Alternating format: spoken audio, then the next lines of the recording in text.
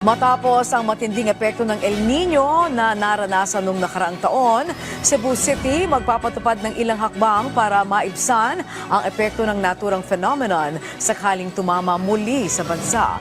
Kung ano-ano ang mga yan, alamin sa sentro ng balita ni Nina Olivero ng PTV Cebu. Pinaghahandaan na ng lokal na pamahalaan ng Cebu City ang El Nino bago pa man maramdaman ang epekto nito sa lungsod sa pamamagitan ng convergence meeting.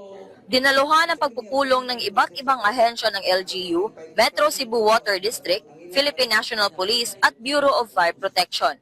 Ang among discussion is on the preparation for the upcoming El Nino. Di ko ganahan similar as last year, yung murag we were kanang last minute na kayo ang atong pag-act.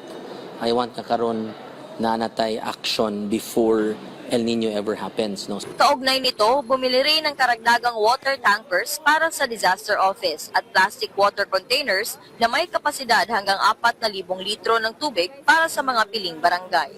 So that inig dry spell ang atong mga water tankers na mga sakyanan mutuyok na lang sa bukid, magsige na lang refill o replenish sa mga tubig na nakuhaan. Maliban dito, nagbigay rin ng donasyon ang LGU sa BFP ng 30 galon ng kemikal na ihinahalo sa tubig upang mapabilis ang pag-apula ng apoy sakaling may mga chemical-related fires. The purpose of this is kanang i-mix nato sa fire truck, ma'am, during chemical fires like flammable substance sa mga gasoline stations, hardwares nga nag-store og kanang mga paints and thinners in cases nga fire incidents nga mag-involve og mga flammable substance kay dali ra gyud kay ni siya makapalong sa kayo.